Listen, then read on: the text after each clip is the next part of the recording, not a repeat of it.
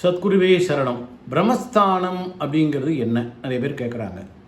ஒரு வீட்டினுக்கு அப்படியே தென்மேற்குலேருந்து வடகிழக்குக்கு ஒரு கோடு போடுங்க, தென்கிழக்குலேருந்து வடமேற்குக்கு ஒரு கோடு போடுங்க. இந்த 4 கோடு சந்திக்கிற இடம் மத்தியமம் தான் பிரம்மஸ்தானம். பிரம்மன் இருக்கக்கூடிய இடம். ஒவ்வொரு பகுதிக்கும் ஒவ்வொரு கடவுள் இருக்கிறார். இப்போது வடகிழக்குக்கு ஈசானன், கிழக்குக்கு இந்திரன், தென்கிழக்குக்கு அக்னி, தெற்குக்கு யமன், தென்மேற்கு நிருதி, மேற்குக்கு வருணன், அதே மாதிரி வடமேற்குக்கு வாயு, வடக்குக்கு குபேரன். இப்படி ஒவ்வொரு தெய்வங்களும் ஒவ்வொரு பகுதியை ஆட்சி செலுத்துகிறார்கள்.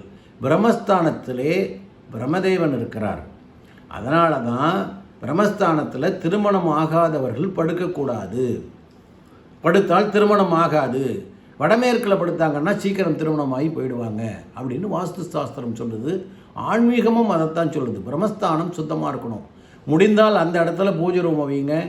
அது எல்லா இடத்தையும் கவர் பண்ணிடும்.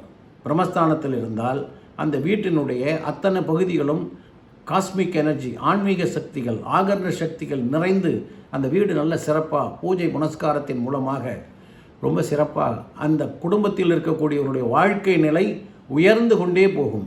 பிரம்மஸ்தானம் சிறப்பாக இருக்கணும். பள்ளமாக மேடாக இருக்கக்கூடாது, சமமாக இருக்கணும், நல்ல பரிசுத்தமாக இருக்கணும். அந்த இடத்துல பூஜை ரூம் இல்லைனாலும் நல்ல பக்காவாக நல்ல சிறப்பாக வச்சுங்க.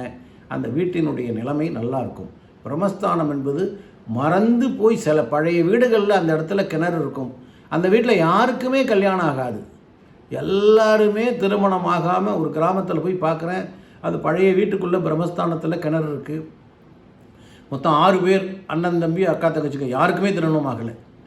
நான் அதுக்கப்புறம் சொல்லி அவர்களை வேறு ஒரு வாடகை வீட்டுக்கு மாற்றி அந்த வீடை இடிச்சிட்டு அதுக்கு கிணறு இடித்தோம்னா அதுக்கு சாந்தி செய்வதற்காக சில பூஜைகள் இருக்குது. அதை செஞ்சு தான் கிணறையே மூடணும். சாதாரணமாக மூடக்கூடாது. குடும்பத்துக்கு பிறகு பிரச்சனை வரும். வாடகை வீட்டுக்கு வந்ததுக்கப்புறம் ஒவ்வொருத்தங்களுக்காக திருமணம் ஆகி போச்சு. அதனால் பிரம்மஸ்தானம்ங்கிறது மிக மிக முக்கியமான விஷயம். சில பூஜைகள் மந்திர உச்சாடனங்கள் செய்யணும், வரம் பெறணும் அப்படின்னா பிரம்மஸ்தானத்தில் உட்காந்து உங்களுடைய தியானம் பண்ணணும் அப்படின்னா பிரம்மஸ்தானத்தில் உட்காந்து பண்ணிங்கன்னா அவ்வளோ அற்புதமாக அந்த ஆக்கர்ண சக்தி, காந்த சக்தி உங்கள் உடம்புக்குள் போவதை நீங்கள் தாராளமாக உணரலாம். பிரம்மஸ்தானம் அவ்வளோ ஒரு அபூர்வமான விஷயம்.